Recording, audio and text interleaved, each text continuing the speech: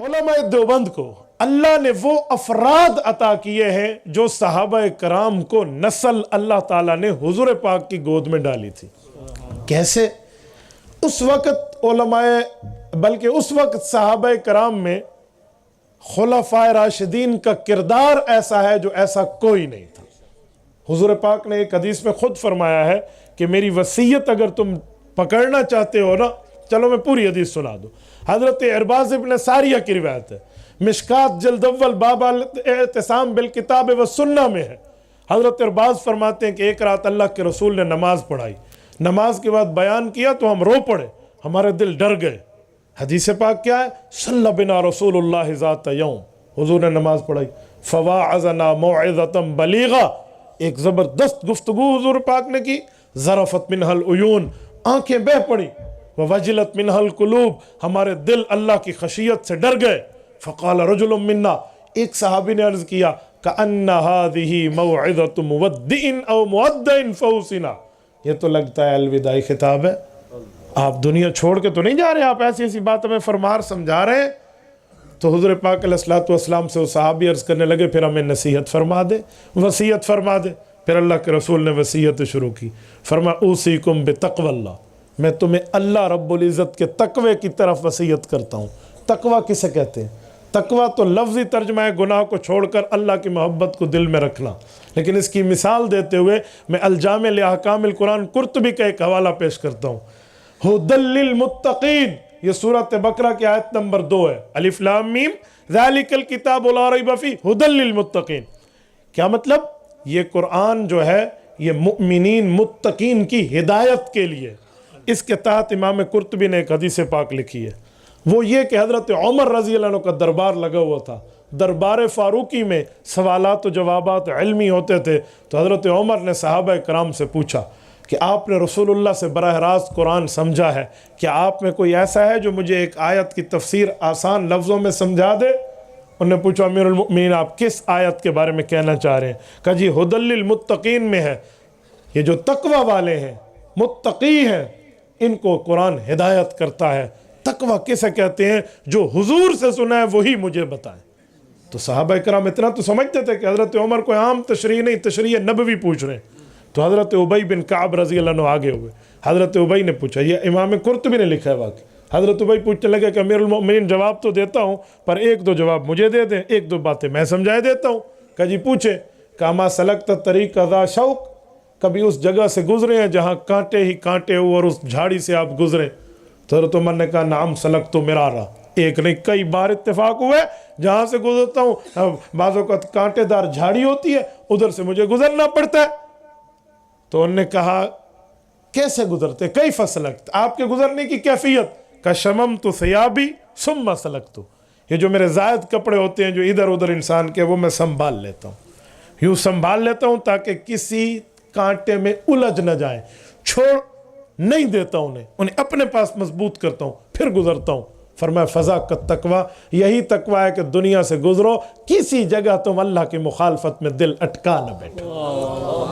تو حضور نے پہلی وصیت فرمائی اوصیکم بتقوی اللہ، میں تمہیں تقوی کی وصیت کرتا ہوں کہ دنیا میں زندگی گزارو ایسی گزارو جس میں اللہ تعالیٰ کے خلاف تمہارا دل کہیں اٹک نہ جائے. اوکے، ایک وصیت. دوسری والسمع والطاعہ، سنو اور مانو. کس کی؟ وَإِن كَانَ عَبْدًا حَبْشِيًّا، ایک روایت میں وَإِن عَبْدًا حَبْشِيًّا مسند احمد میں فرمایا حبشی غلام ہی تمہارا سربراہ کیوں نہ ہو، اس کے رنگ کو نہیں دیکھنا، اس کی علمیت کو دیکھنا ہے، اس کے چہرے کو نہیں دیکھنا، اس کی صلاحیت کو دیکھنا ہے. وہ تمہارا عالم دین جو تمہارا بڑا ہو، تمہارا حکمران ہو، تمہارا ایک قسم کا نگران ہو، اس کی بات کو سننا ہے اور بجا لانا ہے اور ماننا ہے. ٹھیک ہو گیا.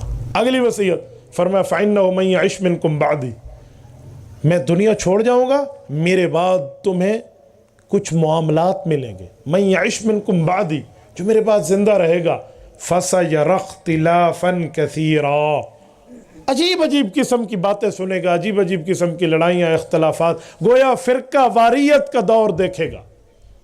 صحابہ کرام نے سوالیہ نظروں سے اللہ کے رسول کو دیکھا، اس کا سد باب کیا ہوگا، اس سے کیسے بچیں گے؟ تو حضور پاک نے فرمایا فعلیکم بسنتی وسنت الخلفاء الراشدین المہدیین، کا میرا طریقہ اور میرے صحابہ میں خلفاء راشدین کا طریقہ دیکھنا، حضور کا طریقہ اور خلفاء راشدین کا طریقہ دیکھنا۔ میں سوال کرتا ہوں، حضور کا طریقہ بہت نہیں ہے، یہ خلفاء راشدین کے ساتھ بات کیوں کی ہے؟ تو خلافت راشدہ میں تو وہی طریقہ ہے جو حضور کا ہے، تو علیکم بسنتی سے بات ختم ہو گئی تھی کہ حضور کا طریقہ ہے۔ نہیں، رسالت میں آپ کچھ سمجھانا چاہتے ہیں، فرماتے ہیں میرے جو صحابہ ہیں نا، یہ میری نبوت کے عینی شاہد ہیں، میں کر رہا ہوں، یہ دیکھ رہے ہیں۔ بعد والوں نے نہ مجھے دیکھنا ہے نہ مجھے کرتے انہیں نظارہ کرنا ہے، انہوں نے دیکھا ہے میرے کس لفظ کا کیا مطلب ہے، میری کس حدیث کی کیا مراد ہے، کہنے والے کی بات کو سننے والوں سے سمجھنا۔ وسنت الخلفاء، یہ حضور نے صحابہ کرام کو آئیڈیل اور ماڈل پیش کر کے آپ کی اور میری خدمت میں بھیجا ہے۔ فرمایا علیکم بسنتی، میرا طریقہ، وسنت الخلفاء الراشدین المہدیین، ان کا طریقہ دیکھنا۔ ٹھیک ہو گیا۔ اگلی بات فرمایا سنو، تمسکو بہا، مضبوطی سے پکڑ لینا اس کو۔ یہاں ایک علمی نکتہ ہے، اگر یہ دو سنتیں ہوتی تو لفظ ہوتا تمسکو بہما، یوں نہیں ہے، تمسکو بہا ہے، پتہ چلا سنت خلفاء راشدین بھی سنت رسول ہے، اس کے اوپر مضبوطی سے قائم رہنا، تمسکو بہا، وہ مضبوطی پھر مثال دی ہے جسے محاورہ کہتے ہیں، عضو علیہا بالنواجذ، دانتوں سے پکڑ لینا۔ کوئی سنت کو دانت سے نہیں پکڑتے، دانت سے پکڑنے کا معنی کہ بعض اوقات ہاتھ سے پکڑنا اتنا مضبوط نہیں ہوتا جو چک سے پکڑنا ہوتا ہے، تو یہ مضبوطی کی طرف اشارہ ہے کہ اپنے دانت کے ساتھ مضبوطی سے پکڑا۔ عضو علیہا بالنواجذ، یہ تو ہے کرنے کے کام، بچنے کے کام کیا ہے؟ رسالت مآب نے بچنے کے کام فرمایا ایاکم بمحدثات الامور، یاد رکھنا نئے نئے عقیدے، نئے نئے عمل، نئے نئے طریقے جو دین میں نکال کے دین بنایا جائے، اس سے بچ جانا۔ ہر وہ عقیدہ اور عمل جس پر پیغمبر کریم علیہ التحیۃ والتسلیم اور ان کی جماعت کی مہر ہو، وہ دین ہے۔ اگر ان کی مہر تصدیق نہیں ہے، وہ تمہارا رسم و رواج ہو سکتا ہے، دین نہیں ہو سکتا۔ فرما ایاکم بمحدثات الامور فإن کل محدثۃ بدعہ، کیونکہ ہر نیا کام خود بناؤ اور کہو یہ دین ہے تو وہ دین نہیں ہوگا، سنت کی مخالفت ہوگی، بدعت ہوگی۔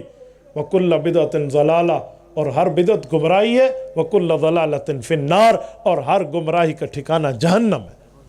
یہ آپ علیہ الصلوۃ والسلام نے وصیت کی ہے۔ اب توجہ رکھنا، یہ رسول اللہ صلی اللہ علیہ وسلم نے جو صحابہ کرام کو سمجھایا، بتایا، سنایا، تو پیغمبر کے صحابہ کو یہ بات سمجھائی تھی کہ اس طرح معاملہ بنے گا کہ آپ کے ساتھ معاملات میں فرقہ واریت کا واسطہ آئے گا، تو اس فرقہ واریت سے بچنے کا طریقہ نبی کا کام، صحابہ کا عمل۔ علماء دیوبند جو ہیں وہ اس بنیاد پر ٹھہرے ہیں، ہم کوئی فرقہ نہیں ہے، ہم ہر اس مسئلے میں جس نے دین گھٹایا یا بڑھایا، ہم کہتے ہیں نہ دین گھٹانے کے لیے آیا ہے نہ بڑھانے کے لیے، بلکہ جس نے کچھ اوپر نیچے کیا ہے اسے علیکم بسنتی و سنت الخلفاء الراشدین کے میزان اور ترازو میں تولو۔ اگر وہ عقیدہ یہاں تلتا ہے تو وہ حق ہے، نہیں تلتا تو وہ باطل ہے۔ بس یہ وہ چیز ہے جو حضور پاک نے ہم بتائی ہے۔